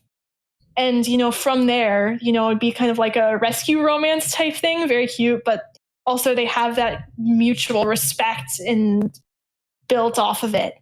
And I think it would be just, a very, very good moment of like, this thing between them has kind of been like slowly building for a really long time. Kind of some verbal sparring. We know Kaladin has some verbal sparring with Shallan, and Raithen kind of does the same thing with Serene. So you get lots of very cute back and forths between them. And then in this final moment, you have this big battle. Both of them willing to make the sacrifice. But then because they're both willing to make the sacrifice and they're both there, they end up protecting and saving each other. And then in that moment, you have like the big climactic confession of the feelings and a kiss. And, it's just very, very, And Raiden would actually make an excellent Windrunner because so much of his motivation is about protection too, right? Like it's always for the greater good. Well, that's why he does things. He's always like, I want to protect people and I want to bring it to the greater good. And so we need to unify everything. Yeah, but Matt, come on. Raithen is about the destination, not the journey. He's done horrible, horrible, horrible things that an honors friend would never be okay with. He overthrew and murdered like all the people in the Duladel Republic. All the Republicans died, and Raithen was the cause of that. And so that's not a thing that Kaladin would be okay with, because Kaladin, he had a moment in Words of Radiance where he could have done the greater good and killed Elhokar, but that would have broken his bond with Syl. And Raithen, and Raithen would all be, oh yeah, for the greater good. I will do anything for the greater good. And he does. But the difference between those scenarios is Raithen knew that if he failed, the Fjordell armies were coming anyways. There's no scenario where Duladel survived that. It's just how many people died. And Raithen was willing to do what he needed to save and protect the majority of the average Duladel people. And I think, right now we see Kaladin really struggle with, I can't save everyone. Raithen is the perfect person to help Kaladin kind of get to that realization. I think that involves compromising Kaladin's morals and ethics in a way that is actually against the Windrunner ethos. Because I think like there's a difference between not being able to save everyone and being willing to kill people and to sacrifice them in order for the greater good. Like I think there actually is like oceans between like where their value judgments come from, like the source of like what they think is important, even if it sort of looks similar on the surface, to save the most amount of people. I think there's a difference between doing that and like actively going and doing something like actually and doing the bad thing, doing the murder, because it would be murder. That's what it is. And it's sort of like I just don't see. I don't see this working romantically, because of like just their starting positions and values being so different. I could see this being like maybe a friendship, like I could see Raithen's like flexible thinking being an asset, but I can't see it in the way of like Kaladin depending on this person, like what he needs from a romantic partner. What Syl points out as something that he needs is lightness and joy. Is Raithen light and joyful?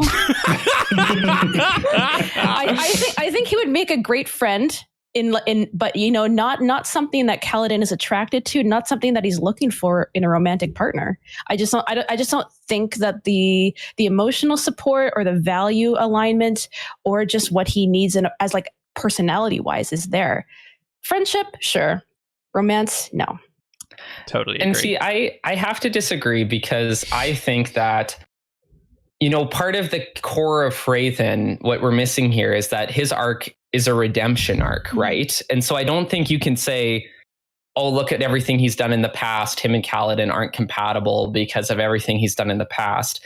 Because we know Raoden is in the process of changing and evolving. And I think he's, becoming a better person, just like Kaladin is. And I think it kind of, you follow that, like they kind of have these complementary journeys. And so you can really see a narrative where, they start cross purposes. And then it, like we said before, evolves into mutual respect, understanding. And just because Syl thinks Kaladin needs a partner who will like lift him up and bring him light, I'm not sure Syl is always the most objective or like correct assessor of that. Like she was the one who was very like, oh, Shallon smiles all the time, so you and Shallon would be good together. And it's like, kind of like Syl was shipping that, right? So I was shipping that. Well, to be fair, Syl will also ship Kaladin with anyone, right? Anyone who smiles at him. So, but in terms of like, Syl says the words, but in terms of like what Kaladin actually feels, that it still is true. What he feels is like a lightening of his burdens, and that's something like Kaladin is consumed by his burdens all the time. What he needs in a romantic partner is not someone who's going to be like, let's learn about how to be better people together. He needs something else. He needs someone to help him forget to be like that all the time. He needs someone to like point him away from that and say, this is not all life and death all the time. I disagree, because I think someone who is like happy all the time maybe wouldn't understand where Kaladin's coming from and wouldn't understand his struggles, right? I think Kaladin needs someone who understands who he is and his suffering and his pain. And I think Raoden has gone through stuff like that and would have that understanding. Like, I don't think, someone who, if someone was just positive, there might be a tendency in Kaladin to, just paste on a smile over it and just pretend everything's hunky-dory and repress his negative emotions. Whereas Raoden is someone who would work through those emotions and would force Kaladin to as well. I don't doubt that. I don't actually agree with that, because I think Kaladin gets caught up in his head so easily. And it's sort of like the people we see him respond best to in the books are people like Tien and Shallan and Adolin, people who he connects to the best are not the people he finds like the most emotional support with are the people who can distract him. Being a happy personality does not preclude them from being able to understand pain, which we know is like a whole part of like many Stormlight journeys. So we know that you can have both. You can have it both ways. And Raoden may be able to understand him a little bit depending on where his journey ends up, but it doesn't mean he's going to be a good match. It's interesting, though, that you talk about the people who Kaladin does get along with, because I think a lot of those people have similarities to Raoden. Like Adolin, Shallan, Dalinar, all people that Kaladin admires. All of them have done dark things in their past. Adolin killed Sadeas, but Kaladin didn't hold that against him. Shallan... What has Shallan? Whatever. I don't even know. And then Dalinar, of course, was the Blackthorn and did horrible, awful things, right? And then, redeemed himself. And I think Raoden went on a very similar journey. And I think Kaladin would admire that. And, maybe they could both come to a place where they're each other's inspiration and they become happier people together. I think that could happen. I think just because Raoden is not always like that happy, forget your troubles, doesn't mean he doesn't have the capacity to be. I think, he and Kaladin together kind of could be that for each other when they need to. And that's another sign that they'd be a good romance together, because they're able to give the other person and show, Raoden could show that side of himself to Kaladin that he's not comfortable showing to his parishioners, because he keeps a very like reserved, thoughtful kind of persona. But then, to someone like Kaladin that he trusts when they're just by themselves, he can bring that kind of lighter side of him out. I don't think there's a lot of evidence. I don't agree. I think Raoden and Kaladin are both attracted to lightness in other people. Mhm. I don't think they would be capable of just starting up and being that for someone else. I just don't think, based on how their journeys have gone, what their personalities are, I just don't see that they could just make themselves do that for each other. I think too much darkness, they would just both get caught up in it and spiral down. Mhm. When it's sort of like we've seen both what Kaladin and Raoden are attracted to and what they're drawn towards, and that's someone who's already light, not someone who's totally without pain, not someone who's who doesn't know what they're talking about, is just silly happy, but they are attracted to lightness. And I think that's something I just don't see them being able to just provide that on the spot. And I think I'm going to call it, because I am so enraptured in this conversation. I actually forgot on judging for a second. I was just like, I was like, that was some great. It's hard to get a word in edgewise with Matt and Shannon. I was just I agree with everything that Shannon said. Yeah. Mm-hmm. Yeah. So, incredible eyes from both sides, but I think I'm going to ship it in the end. I really like them together as an idea. I think they work really well together. They have very similar shared experiences, and when Kaladin gets his cool armor, they can hang out and just compare their cool armors. Yeah, because that's what they do. That's a real deep relationship they have there. Oh yeah. Cool armor boyfriends. Exactly. Look, I don't think that was great. Raoden is compatible with Windrunners at all. I do not think that I think the last 10 minutes of his life he would have been. Yeah, but we'll see. But think about that fun reversal in the moment that he'd have, where it would be like, oh, I've lived my life putting destination before journey. And then that flip and him being like, oh, actually, journey before destination. His arc in Elantris is all about. I don't know about that. The more I think about it, I'm I don't know about that. I will say, I just don't you guys were convincing me. No, I started out very ship, and I started off very strong. I was getting worried, and I was like, "Ooh, Shannon's making a lot of." Yes, there were some great points. Yeah, I don't and think it didn't matter at all because cool armor boyfriends. Cool armor boyfriends. Unbelievable. You got to place your audience. All right. Grace is judging. 4 is Eric Matt. Against is Ben Shannon. This is the last one, right? Last one. And we have Moash and Ashertmarn.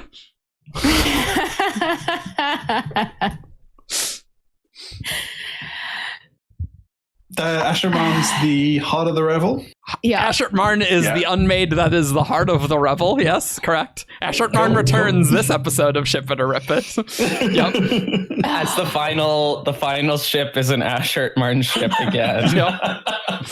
He's always back there at the end. There's so much depth here. Yeah. So many layers, so many levels in the revel, obviously. So many levels in the revel. Yeah. I want to argue for this one. I have a lot of thoughts. I'll say them after if you guys don't say them. Okay. Yeah. This is hard. I'm struggling. This is a hardship to argue against. It depends on which direction I think we want Moash to go.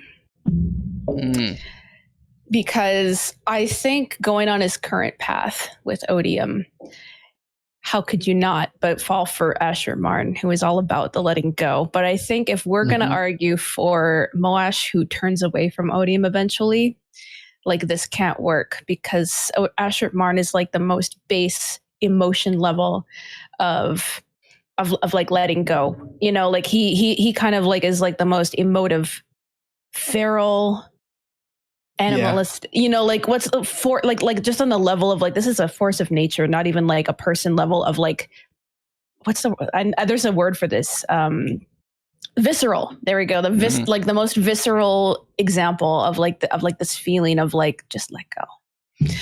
But I think if Moash is going to grow, he needs to stop letting go, and he needs to take it back. So this is not a healthy place for Moash to be, and I think everything about being with Ashertmarn will just stoke up the worst.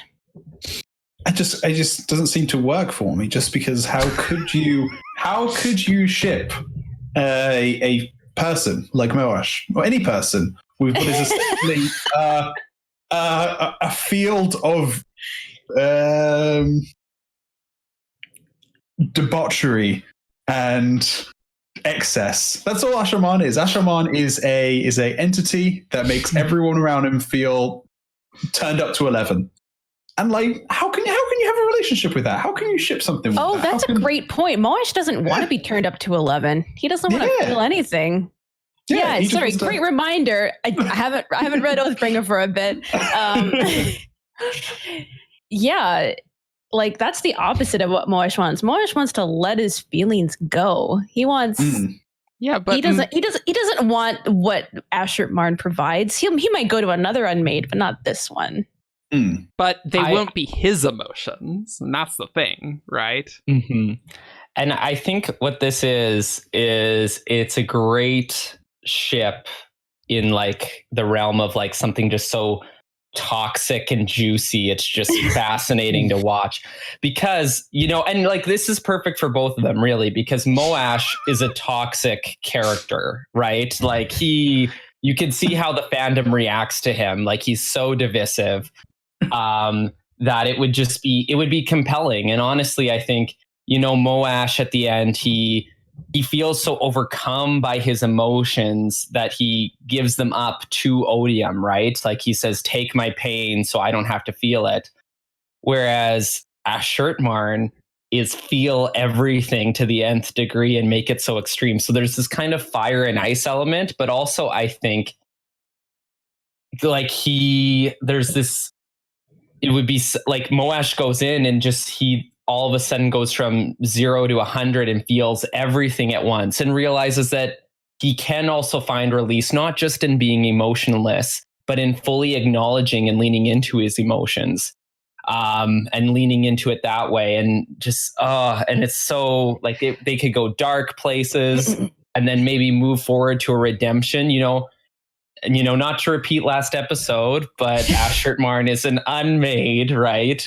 So there's, you know, potential that there could be something made again, right? I think both of them have so much potential to either go dark, and just never get better, or maybe a mutual redemption arc. Like I think it could go either way, and the possibilities are just so interesting. I think it would break Moash before it enjoined him to him in a romantic way. You know, I think this is something that Moash could not actually handle and like be able to deal with and feel something for Ashertmarn at the same time. Like I think like the force of what Ashertmarn would do for him would be.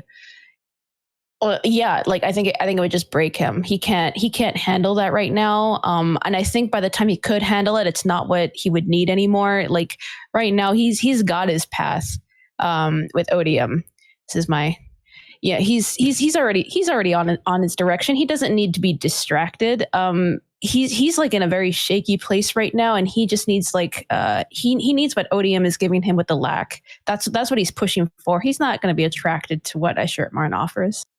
But see, I think Moash doesn't want to feel his emotions and his guilt. They won't be his guilt. It'll be Ashertmarn's doing everything else. And so I don't think Moash will feel guilty because he'll have already given up that responsibility and be fully in sync with his heart. And the heart that he gives to the rebel. I think in a way, I don't think you can follow Odium or any aspect of Odium and be following your heart. I think it's all about denial of self. You know, like everything we've seen about how it works. It's just that the way Ashertmarn, provides the denial of self is like would just be overwhelming. But like, it's not about. There's no way for Moash to find himself again in the revel. Like He that's doesn't the need to. opposite of what it's for. He doesn't need to. Mm-hmm. Yeah, He's never no, going to I find think himself again. He's evil. It's a path of He's destruction, right? And I think, you know, like Moash is kind of a foil in a lot of ways to Kaladin, right? Like he's giving into the self-destructive tendencies, and like Ashertmarn would be a perfect, like literally let loose. And I think Eric's point about it's not his emotions being interesting too, because, you know, just picture Moash, he's able to let loose and like feel rage and pain and lust and everything, but not his, you know, rage or pain, right? He's being taught basically how to feel in a like way that's not gonna end up making him feel guilty or make him feel wrong, which is what he's been struggling with. So I think it's a space for him to let loose, and you know, and it would be so toxic and interesting, man. It would be fascinating, and you know, not everyone gets a redemption arc, and maybe Moash is not the person who's going to get that, because he's a foil kind of in a lot of ways for the people who are getting redemption arcs. And I think really what Moash can do for Ashertmarn is really give that perspective of, you know, giving up their own emotions. And I mean, we don't have a lot of characterization for Ashertmarn as to what Ashertmarn feels itself, right? But, you know, Ashertmarn can help Moash feel things, but not his own feelings. But maybe Moash can give Ashertmarn cool Ashertmarn down just a little bit, you know? To cool him down. Yeah, just to like give up maybe Ashertmarn's pain that Again, Odium gave him. Just not seeing it, because Ashertmarn is from what we've seen is as close to just a one-track primal force. Yeah, a primal force. Yeah, and I just don't see it. You know, Moash already gave himself to a primal force, so another one isn't very difficult to do. I think that's identifying a type. Yeah, exactly. I think based on what kind of primal force Moash is attracted to, it's not Ashertmarn. I think what we see at the end of Oathbringer is exactly what he wants. And I don't think he's going to be looking for anything different. I think he's settled in his current relationship, and I think that's a strong relationship right now. Yeah. I think he's got exactly everything that he wants in a relationship right now, and he's not looking for. Look, if Odium, you're already with the top dog, you know. If Odium ordered Ashertmarn to go with Moash, do you think Moash would say no? Nah. And that's how they get together. And that's how they first meet. And deep down in Moash's heart, his true love will be that first love of Odium. You know, that's where it will be. Okay. That's okay. Look, we're not saying that they need to be permanently in love forever in a romance. That's what the rest of the other ships today have been. Look, they can have different types of ships. There's different types of ships. They can be in a... Look, we said Ashertmarn and Nightblood could have a very short romance, and you guys shipped that, so I don't want to hear it, okay?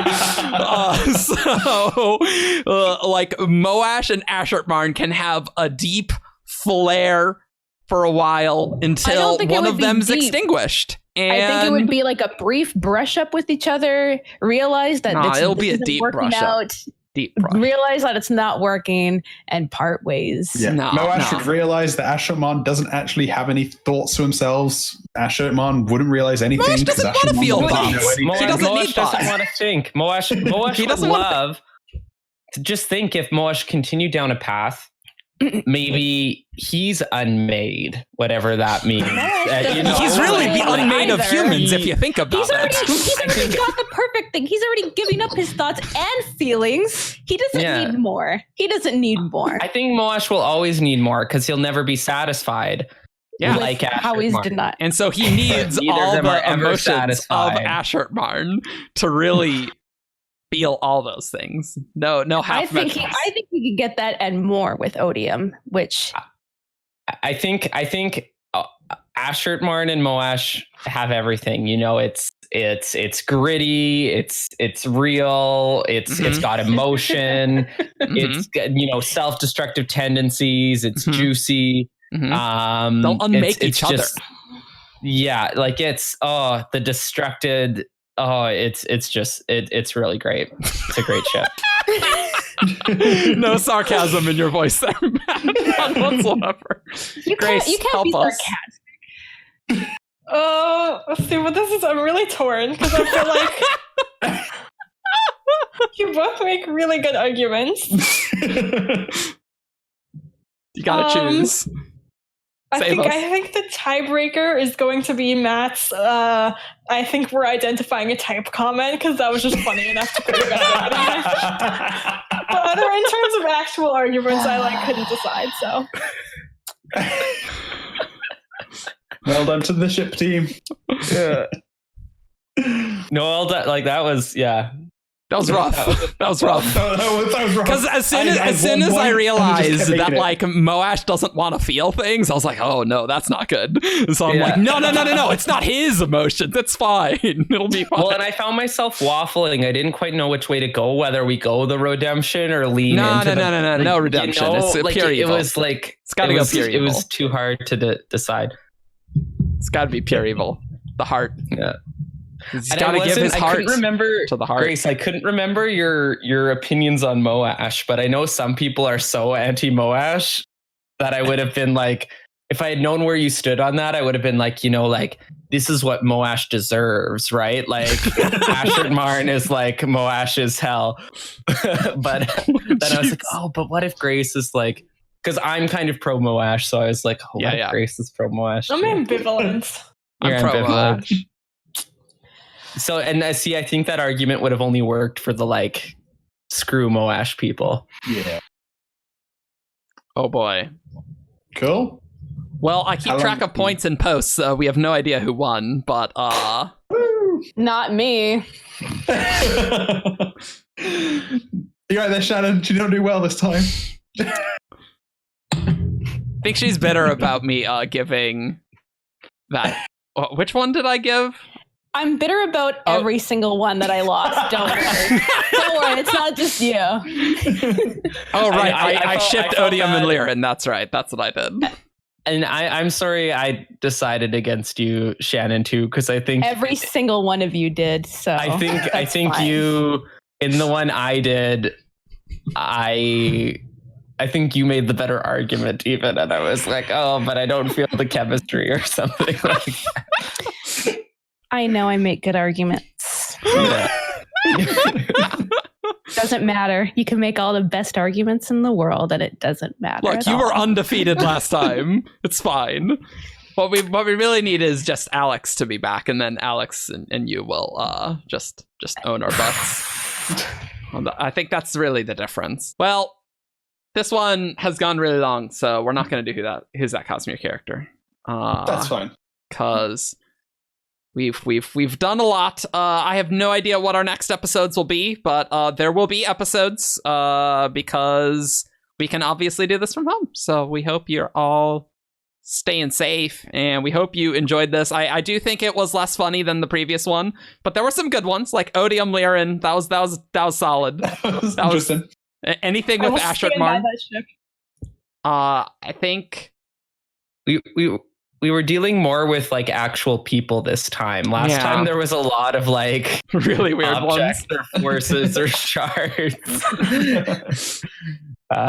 Whereas this time, almost all of them were just actual people. Hey, Vin Ati, that's good stuff right there. That was a good start. That's good. That's good. Oh yeah, I got 2 shards. I shipped both the shards. No, there were 3 shard ships. Yeah. We got Ruin, Odium, and Honor. Oh, and Honor, yeah. Right. Yep. We also, don't forget, we also play Who's That Cosmic Character? So send your Who's That Cosmic Characters to wtcc at 17shard.com. And we're also thinking of doing something a bit different for some episodes. We're thinking of potentially adding a question time section at the end of podcasts. So if you want, send your questions to that address as well. That's wtcc@17shard.com. You can put them in the comments down below. We pretty much always read all the comments. We also have the Shardcast channel on our Discord and the Patreon Lounge channel if you're a patron. So just put questions in there that you think you'd like to get answered on the Shardcast, and then in future episodes we might do a little question time where we answer them. Yep. Sounds good. All right, friends. Balls on 17shard.com for all your news, discussion, theories, and fun that you could ever want. You can join us on Discord down below. You can support us on Patreon if you like this for some reason. And you can find us on Facebook, Twitter, SoundCloud, and YouTube. And we'll see you all next time. Bye. Caw.